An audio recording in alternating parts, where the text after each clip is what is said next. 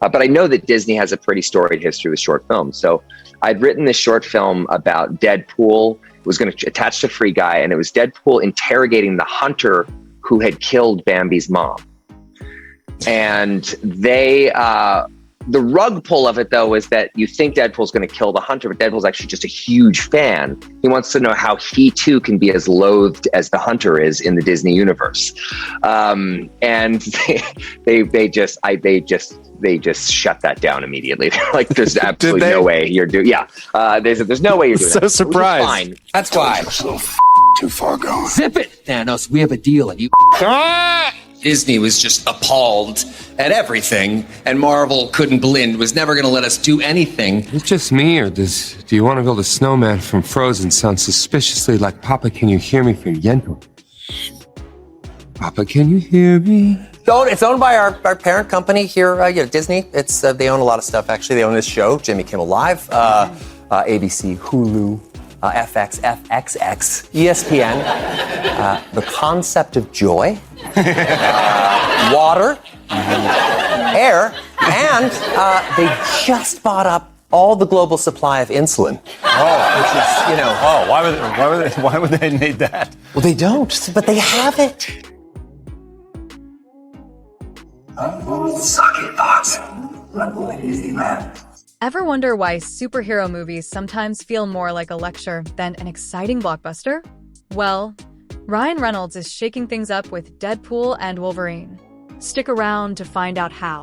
Today, we're diving into the hype surrounding Deadpool and Wolverine, a major release that could turn things around for Disney and Marvel Studios. But here's the twist. Ryan Reynolds isn't just playing a hero on screen, he's one behind the scenes too. Disney desperately needs this movie to be a hit after a series of box office flops. And Ryan?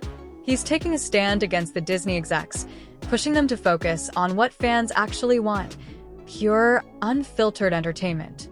He's pushing for fun and action instead of forcing heavy-handed themes into the story. But this isn't just about making Deadpool and Wolverine a success. It's about changing the way superhero movies are made. Imagine going to the theater and getting exactly what you came for: laughs, thrills, and classic superhero action. That's what Ryan is fighting for, and if he succeeds, it could change the way big studios approach filmmaking. Love these behind-the-scenes Hollywood battles? For more updates on how your favorite movies are standing up against studio agendas, hit that like button, subscribe, and turn on notifications for Woke Informant, where we keep you updated with everything unapologetically entertaining. Marvel's production schedule: 4 movies in 2021, 3 in 2022 and 2023, 1 this year. Creatively, strategically, what did that allow you guys time to do at Marvel Studios? Well, a lot of those, the cadence that you just mentioned, a lot of that was because of the pandemic and because of the strike. Sure. As often happens, sometimes what seems like a disadvantage to have to be able to shuffle around ends up being something that is good. And the notion that we have one movie to focus on this year, I think is great, not just internally for us, but for audiences. We'd had so many projects between the movies and the Disney Plus series that I think it's nice to be able to focus on an event. Sure. Because to me, that's what every movie of ours should be, is an event. This is it. There were people who were worried again about that Disney wouldn't really let them do what they want to do with Deadpool. Sean Levy said this. I think this is a great quote. He said, "There was no way I was going to reinvent a wheel, a tonal wheel that works so beautifully. Both Disney and Marvel, up and down the food chain, empowered Ryan and I to make this movie exactly how we dreamed."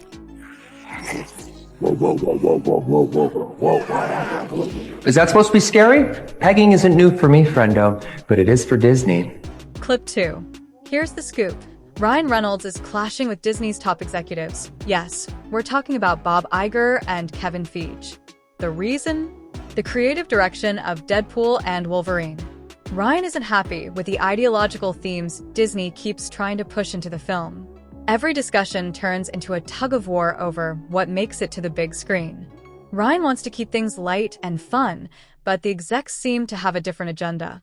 He's standing firm for what he calls creative freedom. What does that mean?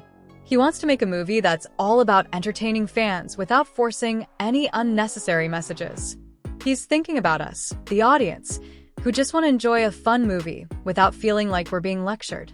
Ryan is fighting to keep Deadpool and Wolverine true to what fans expect. Lots of laughs, wild action, and that signature Deadpool sass. What the hell is going on out there? I keep yelling at you, Peter 2, Peter 2, Peter 2. I know, but I thought you were Peter 2. I'm not Peter 2. Stop arguing, both of you. Listen to Peter 1. Look, we're clearly not very good at this. I know, we suck. I don't know how to work as a team. Me neither. Well, I do. I have been in a team, okay? I don't want to brag, but I will. I was in the Avengers. The Avengers! Avengers!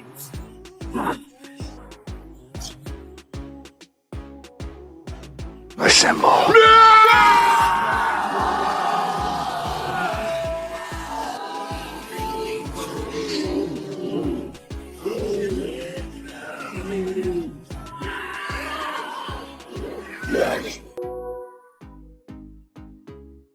Here's what's happening with Deadpool and Wolverine. The team behind it is aiming for a massive hit, on par with Spider-Man, No Way Home, and Avengers Endgame.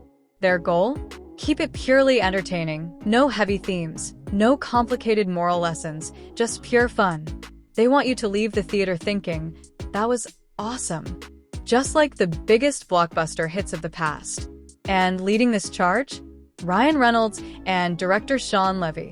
These two are shaking things up at Disney, telling them to tone down the messaging and turn up the fun. Ryan and Sean are in the trenches, making sure Deadpool and Wolverine delivers exactly what superhero fans crave: thrills, laughs, and nonstop action. And Ryan isn't just talking. He's actually making an impact behind the scenes.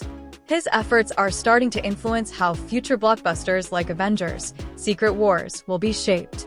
That's right, Ryan Reynolds is making waves and proving that movies can be massive hits without forcing an agenda.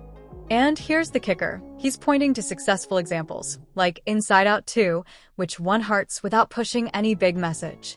His argument? If it worked for Inside Out 2, why not use the same formula? His goal is to let stories and characters shine, and it looks like he's got a point. Not really sure that anything diminishes it or takes it away in any real way. That the thing, if it works, it works, and it's not like the new movie Hugh and Ryan are working on takes place after Logan, so he doesn't. In a sense, they're just making a prequel, if you will, and. Right. And tonally, because I've talked with them about this, I even was heavily talking with about him a few years ago. I'm imagining it's going to be some kind of midnight run or 48 hours with these two guys just on the run. It sounds amazing. Yeah. And yes, and, it sounds. Ryan has big dreams. He hopes Deadpool and Wolverine will be a game changer for Disney, setting a new tone for their future films. He wants storytelling and fun to take the lead, bringing movies back to what they should be: great entertainment. And he's not alone. A whole community of fans is backing his push for change. With Ryan and Sean Levy leading the charge, they're sparking serious conversations about what audiences truly want from their movie experiences. They're not just making a movie, they're trying to reshape Hollywood's approach to filmmaking. What do you think about Ryan's stand? Are you excited for a Deadpool and Wolverine movie that's all about laughs and action? Should other films follow this less preachy path? If you enjoyed this discussion, smash that like button, hit subscribe, and ring the bell to stay updated with all our latest content on Woke Informant. And don't forget, drop your thoughts in the comments below, and let's keep the conversation going.